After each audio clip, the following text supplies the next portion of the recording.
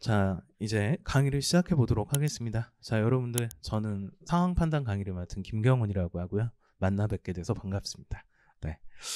오늘 첫 회 입문 강의인데, 입문 강의 치고는 문제가 좀 이렇게 버겁게 느껴지셨을 거예요. 왜 그러냐면, 1시간 동안 풀어야 될 분량이 25문제인데다가 법조문형이랑 그 연산 비교형만 이제 들어간 형태고, 그리고 유형별로 겹치는 게 대부분 한 2문제씩만 있고 각 영역 안에서도 유형이 다 달랐을 거예요. 그러니까 처음 이제 기출문제 연습이 많이 안 되신 경우에는 좀 버겁게 느껴지실 거다라는 거죠. 그런데 이게 연습을 하면 또 실력이 좋아져요. 네. 하지만 상판에 문제점들이 또 있다라는 거죠. 그래서 그거 잠깐 말씀드리면은 우리 상황 판단 PSAT에서 3교시 과목이고요. 3교시 과목이다 보니까 일단 여러분들이 힘들어하는 건 체력적으로 완배를 하기가 힘들어요. 시험 때. 그러니까 1교시, 2교시 시험 보시고 나서 3교시 시험 보려면 만약 1, 2교시 잘 봤다. 그럼 3교시 딱 보려고 하면 이것만 잘 보면 돼 해가지고 긴장하고요. 1, 2교시 망쳤다. 그럼 멘붕 와가지고 3교시 이걸 꼭 봐야 돼? 내년을 기약해야 되는 거 아니야? 막 이런 불안감이 엄습하기도 하고요.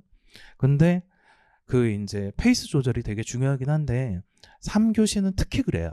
그래서 3교시는 체력 안배랑 여러 가지를 잘 하셔야 되는 거 그런 게 있고, 그 다음에 두 번째는 상판이 이제 우리가 그 어떤 분들이 극명하게 갈려요. 이게 상판 문제 재밌다. 이거 할만하다. 그런데 실제로 막상 시험을 보면 점수는 기대한 만큼 안 나온다. 이제 이유가 하나가 있어요. 그러니까 유형이 이제 크게 나누면은 법조문형,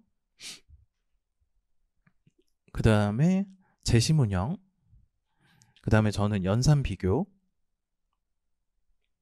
그 다음에 퀴즈형 이렇게 뭉뚱거려요.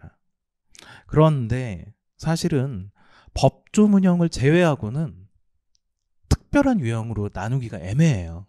그러니까 그 추론이라는 것 자체, 어떤 걸 한 단계 더 생각해서 나가야 되는 추론이라는 것 자체가 들어간 영역은 사실은 다 퀴즈를 봐도 되고, 그 다음에 연산 비교라고 해도 단순 연산을 하는 게 아니라 뭔가 정보 가공을 하거나 한 단계 더 생각을 해야 되는 경우는 거의 퀴즈에 가까워요. 그러니까 학생들이 이제 그 뭉뚱그려가지고 퀴즈형 하면은 두려움을 가지시는 그 수험생들이 상당히 많거든요. 근데 사실 결과적으로 봤을 땐 상판은 자료 해석보다는 계산은 훨씬 간단해요.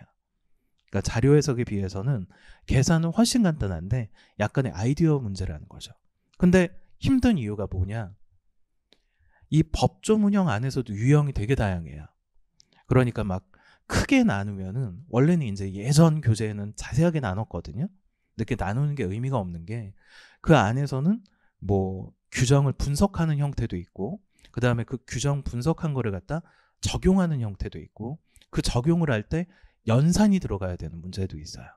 그 다음에 제시문도 단순하게 제시문 안에서 정보들을 끄잡아내서 옳은지 옳지 않은지를 확인하는 문제가 있고, 그 다음에 그거를 추론을 통해 가지고 한 단계를 더 풀어야 되는 문제들이 있어요.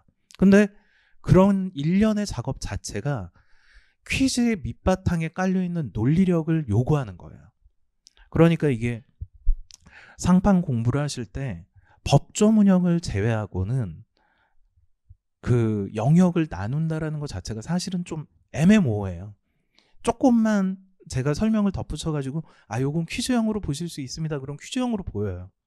근데 이거는 이런 문제까지는 퀴즈형으로 보실 필요 없고 그냥 연산 문제라고 생각하세요. 그럼 연산으로 보이기도 하고요. 그러니까 영역 자체가 두리뭉실한 문제들이 많다라는 거죠. 그래서 어려워요. 그러니까 딱딱딱 정해진 유형이 있다라면 내가 취약 부분이 있잖아요. 그럼 그거를 위해 가지고 풀이법을 엄청 연습을 했어요. 근데 비슷한 유형인데도 실전 시험에서는 다른 형태로 문제를 풀어야 되는 경우가 나와버리는 거죠. 그래서 힘든 게 상판이에요. 그래서 상황 판단에 갖다 너무 유형으로 나눠가지고 공부를 하는 거는 상당히 위험한 거고요. 그 다음에 상황 판단 실력을 높이기 위해서는 단계적으로 논리력 향상밖에 없어요. 논리력 향상. 근데 이제 막 보면은 뭐 여러 강사분들도 있고 인터넷 강의도 있고 막 어떤 문제 30초 컷 막 이렇게 유도하잖아요. 어떤 문제 1분 컷. 그죠?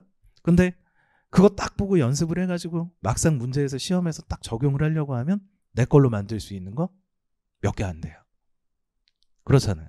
그래 왜 그러냐면 기본적인 논리력 향상이 기본 과제인데 스킬 위주로 상황 판단을 접근을 해버리면 스킬이 필요한 부분이 분명히 있어요.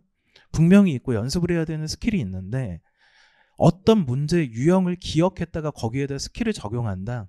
와, 그걸 유형으로 다 나눠서 접근 방법을 스킬화 해가지고 하나하나 외운다라 그러면 기출문제 공부하는 것보다 더 힘들어져요. 그러니까 이거는 실력 향상이 아닌 거죠. 외우다시피 하는 건데 거기서 살짝 벗어나면 아, 안녕 이렇게 되는 거야. 이 문제는 난 안녕. 이렇게 되는 거야.